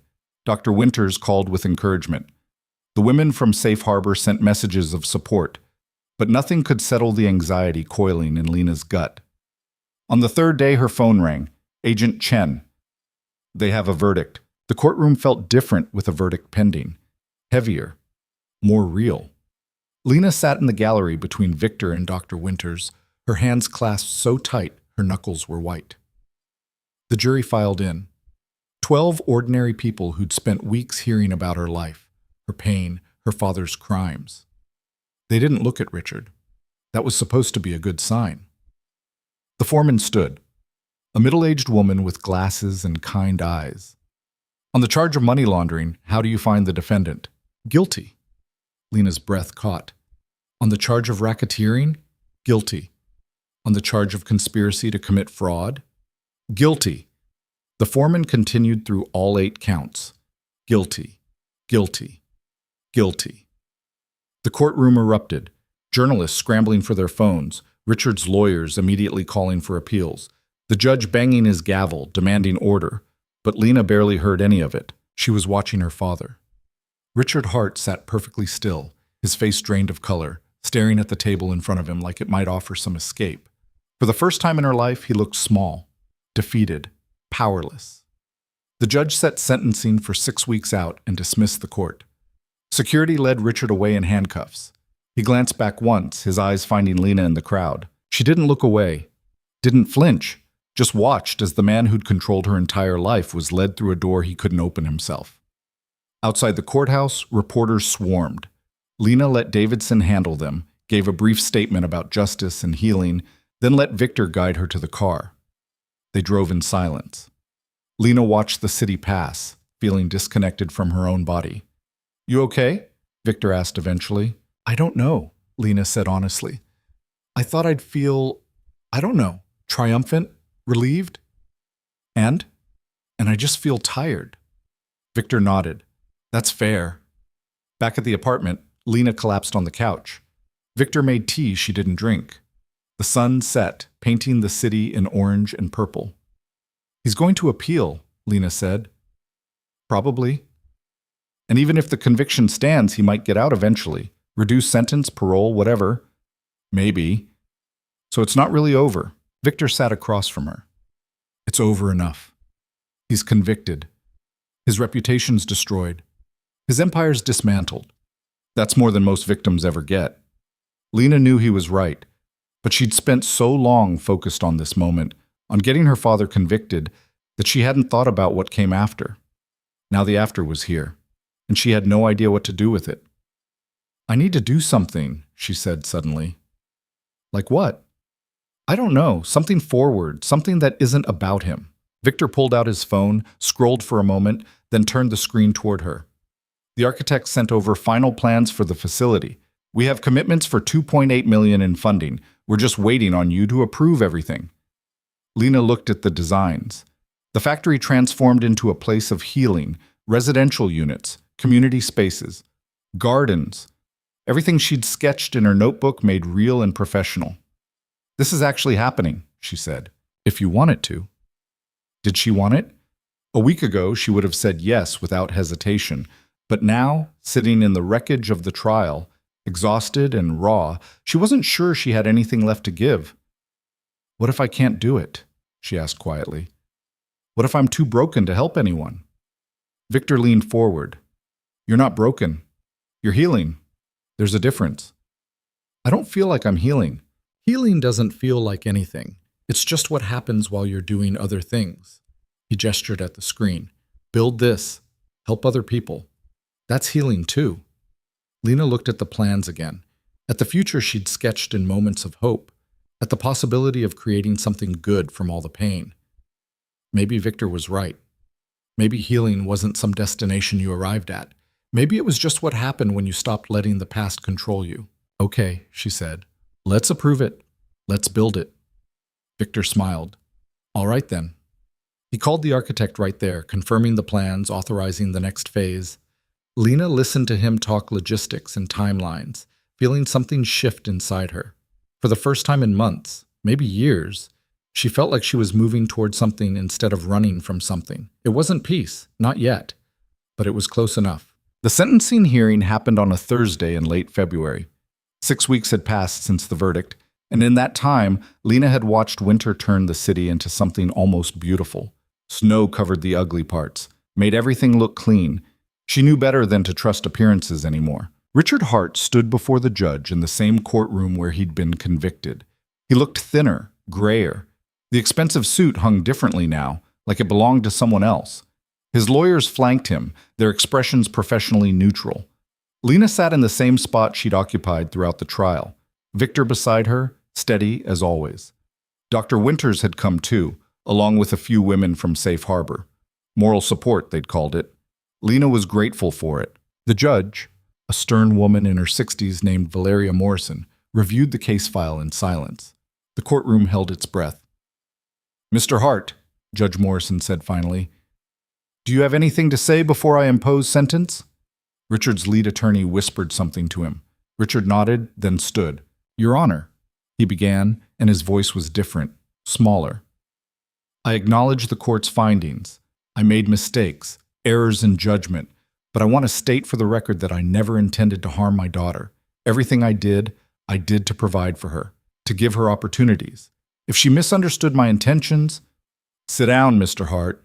Judge Morrison's voice cut through the courtroom like a blade. Richard blinked, confused. "I said sit down." He sat. Judge Morrison removed her glasses and looked directly at him. "In my 30 years on the bench, I've heard every excuse, every justification, every attempt to reframe cruelty as care. And I have to tell you, Mr. Hart, yours is among the most insulting." The courtroom was silent. "You didn't make errors in judgment. You systematically abused your daughter for over 2 decades. You then attempted to profit from her death. And when that failed, you tried to destroy her credibility in this very courtroom." Judge Morrison's expression was carved from stone. "So no, I'm not interested in your misunderstood intentions." Richard's face flushed red. "The prosecution has recommended 20 years, the judge continued. The defense has requested leniency due to your age and community ties. I've considered both positions carefully." Lena's heart hammered against her ribs. "Richard Hart, you are hereby sentenced to 25 years in federal prison, no possibility of parole for 15 years. In addition, all assets connected to your criminal enterprise are to be seized and liquidated. Restitution will be paid to your victims, with any remaining funds directed to organizations serving survivors of domestic violence. The gavel came down like thunder. Lena felt the air leave her lungs. 25 years. Her father would be in his 70s before he could even apply for parole. By then, she'd be almost 50. A whole life lived without him. Security moved forward. Richard stood shakily, looking around the courtroom like he might find some escape route he'd missed. His eyes landed on Lena one last time.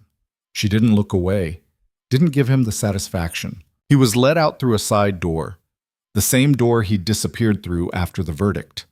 Only this time, everyone knew he wasn't coming back. The courtroom erupted in controlled chaos, reporters rushing out to file stories, Richard's former associates slipping away before anyone could ask questions. The prosecutor shaking hands with Agent Chen, both looking satisfied. Lena sat frozen, feeling like she was watching it all from underwater. "Come on," Victor said gently. "Let's go." Outside, the February air bit cold and sharp. Lena stood on the courthouse steps, breathing it in, feeling it burn her lungs. Alive. She was alive, and her father was gone, and somehow the world kept spinning. A few reporters tried to approach, but Victor waved them off. They got to the car quickly, Marcus pulling away from the curb before anyone could follow. "How do you feel?"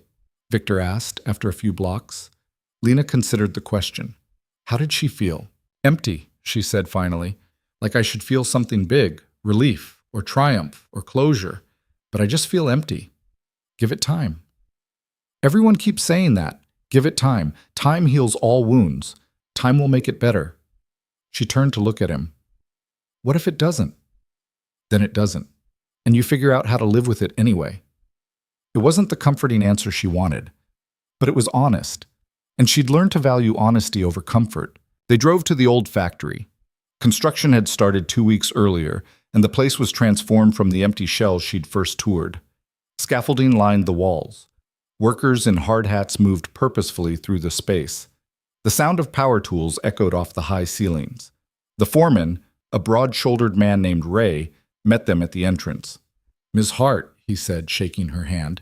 "Good timing. We just finished framing the first residential unit. Want to see?" Lena followed him through the construction zone, Victor trailing behind. They climbed temporary stairs to the second floor where what had been empty space was now becoming rooms. Actual rooms with walls and door frames and windows that let in light. Each unit gets a bedroom, small living area, and shared bathroom facilities down the hall, Ray explained. Kitchen and common areas on the first floor. We're on schedule for a September opening. September. 7 months away. It felt impossibly far and terrifyingly close at the same time. "It's good," Lena said. "It's really good." Ray nodded, pleased. "We'll have you pick finishes next month, paint colors, flooring, fixtures. Make it feel like home, you know?" After he left, Lena stood in the empty frame of what would be someone's bedroom. Someone who needed safety. Someone who needed a second chance. "You're quiet," Victor observed. "Just thinking." "About?" "About the women who'll live here. Whether it'll actually help them. Whether I have any idea what I'm doing." Victor leaned against a half-built wall. "You know what you needed when you were in their position. That's more than most people who run these places can say. What I needed was someone to believe me when I was 14. This won't fix that." "No, but it might prevent it from happening to someone else. That's worth something." Lena walked to the window. Below, the street was coming back to life after years of industrial decline. Coffee shop on the corner. Small grocery store, people pushing strollers, walking dogs, living ordinary lives. "My father's money is paying for this," she said. "The seized assets. It's fitting, I guess. Using what he stole to build something that helps people. Poetic justice. Is there any other kind?" Victor smiled. "Not in my experience." They stayed until the sun started setting, turning the construction site golden. Lena took photos on her phone, documenting the progress. These would go in the reports for donors, for grant applications, for all the administrative work that came with building something real. That night, back at her apartment, Lena spread the photos across her kitchen table. The building taking shape, the future becoming concrete. Her phone buzzed. A text from Dr. Winters. "Proud of you." "Big day. You doing okay?" Lena typed back, "Getting there." Another text came through. Monica, her father's former assistant. They'd been in occasional contact since the trial. Saw the news. He got what he deserved. You're free now. Free. The word sat strange in Lena's mind. Was she free? Her father was in prison, yes. The trial was over. The facility was being built. But freedom felt more complicated than just an absence of captivity. She thought about the women she'd met at Safe Harbor. How many of them had left their abusers only to find themselves trapped in different ways, by poverty, by trauma, by the world's indifference to their pain. Freedom wasn't just escape. It was having options, having a future, having a self that existed independently of the person who'd tried to destroy it. Lena was working on that, building it piece by piece, like the facility taking shape across town. Over the next few months, Lena threw herself into the work. She met with architects and contractors, hired a small staff, a director with 20 years of social work experience, a trauma counselor, an administrative coordinator.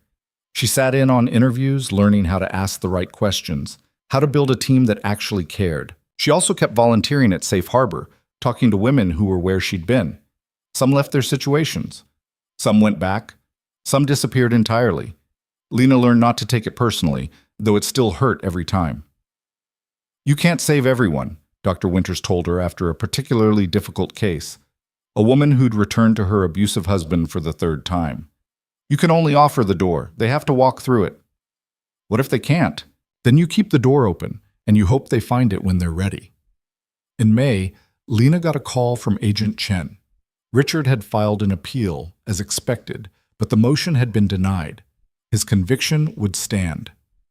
He's done, Chen said. Legally speaking, he has no more options. He'll serve his sentence. Lena thanked her and hung up. She waited for relief to wash over her. It didn't come.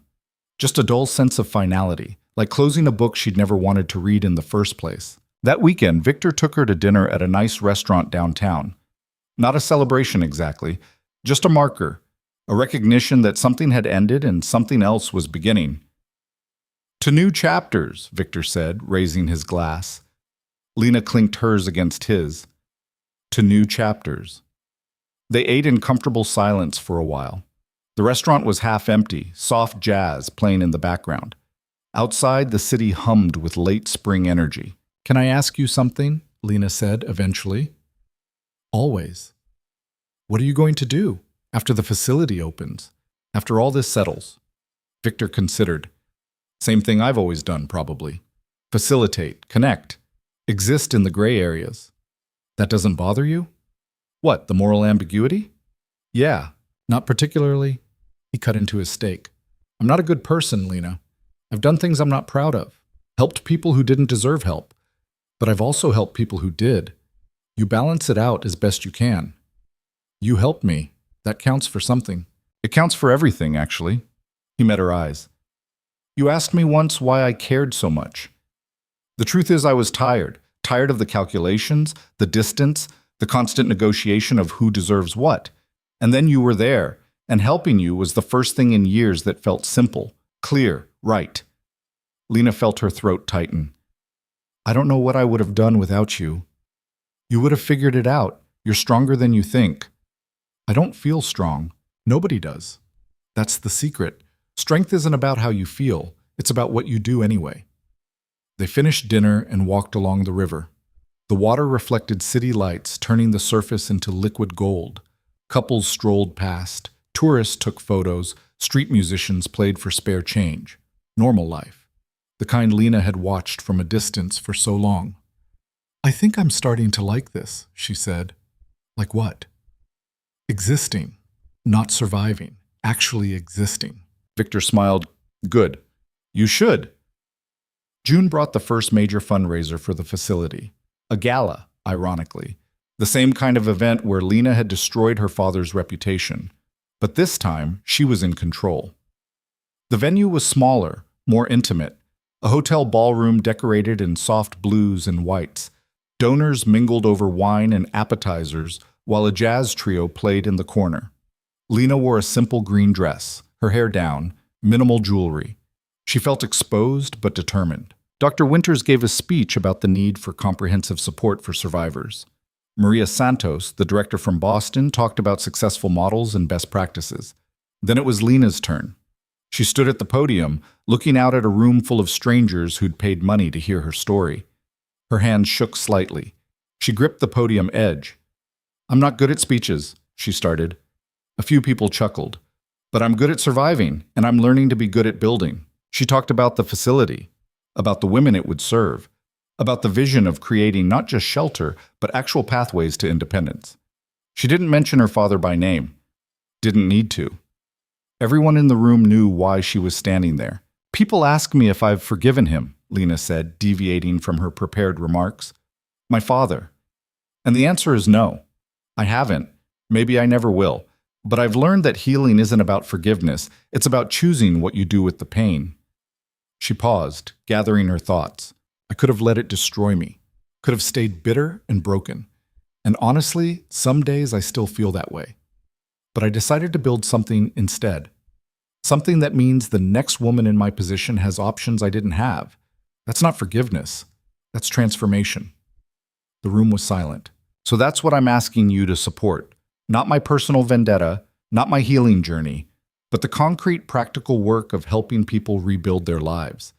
Because that's what actually matters. She stepped away from the podium to applause. Genuine applause, not the polite kind. Several people had tears in their eyes. Victor caught her as she came off stage. "That was perfect. I went off script."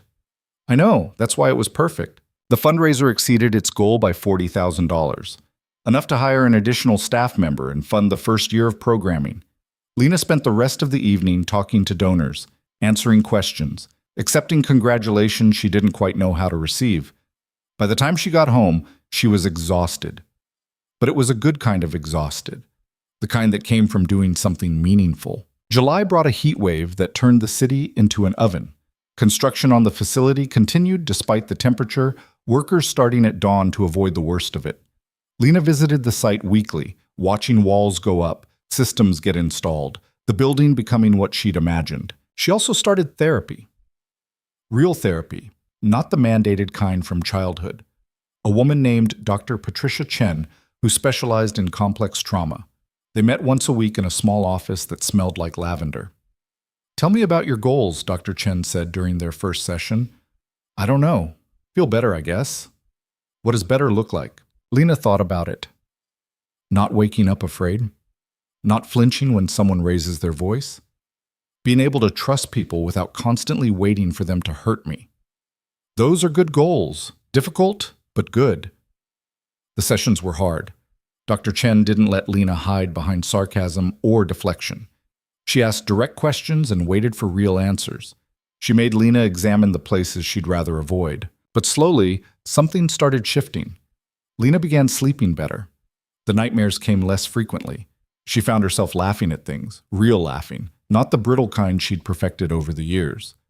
Victor noticed. "You seem lighter," he said one afternoon at the construction site. "Lighter? Less like you're carrying the weight of the world." Lena considered that. "Maybe I am. A little bit. Turns out talking about trauma instead of just living with it actually helps. Who knew?" Radical concept. They walked through the nearly finished building. Paint on the walls now, flooring installed, furniture being delivered next week. The place felt real, solid, like it might actually work. "I've been thinking," Lena said, "about what happens after this opens, after we get the first resident settled." "Yeah? I want to expand. Not right away, but eventually. More locations, different cities, build a whole network of places like this." Victor stopped walking. "That's ambitious." "I know, but if it works here, if we can prove the model, why not replicate it? Why not help as many people as possible?" "Because it's hard. Because you'll burn out. Because scaling anything while maintaining quality is nearly impossible." "So you think I shouldn't do it?" "I think you should do whatever you want. Just go in with your eyes open." He smiled. "But for what it's worth, I think you could pull it off." Lena felt warmth spread through her chest. "You've helped me more than you know. You've helped yourself. I just provided resources." "It's more than that." Victor shrugged, uncomfortable with the gratitude. "We helped each other. That's how this works." The facility opened on September 1st. A small ceremony, nothing elaborate. Just staff, a few donors, and the women from Safe Harbor who'd supported Lena from the beginning. Dr. Winters cut a ribbon. Everyone clapped. The first resident moved in that afternoon. A woman named Keisha, 32, with 2 kids and a black eye she'd stopped trying to hide. She stood in the entrance, kids clinging to her legs, looking around like she couldn't quite believe it was real. "You're really going to let us stay?" she asked. "As long as you need," Lena replied. "This is your home now." Keisha's face crumpled. She covered her mouth with her hand, shoulders shaking. Her kids looked alarmed, but Lena recognized the tears.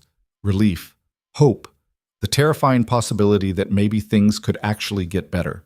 Over the next few weeks, more women arrived, some with children, some alone, all carrying stories like weights they'd carried too long. Lena met with each one, listened to their histories, helped them settle in. It was exhausting, heartbreaking, and the most meaningful thing she'd ever done. One evening in late October, almost exactly a year after that night in the basement, Lena sat in her apartment with a glass of wine and her sketchbook. She'd been drawing more lately. Not plans or blueprints, just art for art's sake. Faces, mostly. The women she'd met. Their expressions when they realized they were safe. Her phone rang. Unknown number. She almost didn't answer, but something made her pick up. "Is this Lena Hart?" A man's voice. Formal. "Who's asking?" "My name is James Morrison. I'm an attorney representing the Graves Foundation. We fund women's shelters across the country, and we've been following your work." Lena sat up straighter. The Graves Foundation was massive, national reach, millions in annual funding. "Okay," she said carefully. "We'd like to discuss a potential partnership. Your model, the comprehensive approach, the focus on long-term stability, it's exactly what we've been looking for. We're interested in helping you expand to other cities." Lena's heart hammered. "How many cities?" "We're thinking 5 to start. If the pilot programs succeed, potentially 20 within 5 years. 20 facilities, hundreds of women, thousands of lives changed." "I'm interested," Lena said, trying to keep her voice steady. "Very interested." They scheduled a meeting for the following week. After hanging up, Lena sat in stunned silence. This was happening. It was actually happening. She called Victor immediately. "The Graves Foundation wants to partner with us," she said as soon as he answered. "They want to fund expansion. Multiple cities." "That's incredible." "It's terrifying." "That too." Lena laughed, feeling slightly manic. "A year ago I was tied to a chair in a basement. Now I'm potentially running a national network of shelters. How did this happen?" "You made it happen. By refusing to stay quiet. By turning pain into purpose." She absorbed that. "You really think I can do this?" "I know you can." The meeting with the Graves Foundation went well. They offered funding, infrastructure support, and connections to local organizations in target cities. In exchange, they wanted oversight, regular reporting, and adherence to certain standards. Fair terms. Good terms. Lena signed the partnership agreement in November. By December, they'd identified the first expansion city, Philadelphia. A building was already in escrow, renovations planned for spring. On Christmas Eve, Lena hosted a small gathering at the facility. Current residents, staff, volunteers. They decorated a tree, cooked dinner together, exchanged small gifts. It felt like family. Chosen family. The kind you built instead of the kind you were stuck with. Victor stopped by with presents for the kids. Nothing extravagant, just thoughtful. Toys and books and warm clothes. He sat in the common room, slightly out of place, but trying. And Lena felt a surge of affection for this complicated man who'd saved her life by giving her choices. Later, after everyone had left and the residents had gone to their rooms, Lena and Victor stood in the empty common room. Strings of lights twinkled on the tree. Outside, snow was falling again, gentle and clean. "Thank you," Lena said, "for everything. For that night. For all the nights after. For believing I could do this. You would have found a way without me. Maybe. But it would have been harder. And lonelier." Victor was quiet for a moment. "You know what the best part of all this is?" "What?" "Your father's in a cell. And you're here, building something beautiful. He tried to erase you, and instead you've become undeniable. That's the real victory." Lena thought about her father, wherever he was tonight.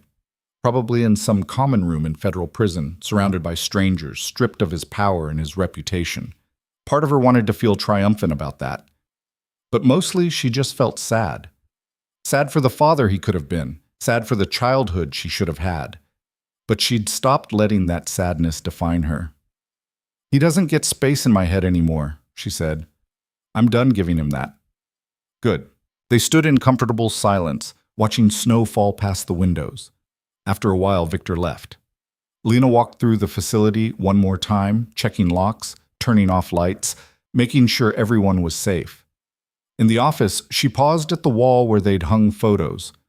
The building under construction, opening day. Residents smiling, healing, rebuilding, evidence that transformation was possible. Her phone buzzed, a text from Keisha, the first resident. "Thank you for giving me my life back." Lena stared at the message, feeling something crack open in her chest. Not pain this time. Something else. Something that felt like redemption, maybe. Or at least like moving toward it. She typed back, "You gave it to yourself. I just opened the door." And it was true. She'd learned that over the past year. You couldn't save people. You could only offer them options, resources, a safe place to land. The actual saving, the hard work of rebuilding, that had to come from within. But maybe that was enough.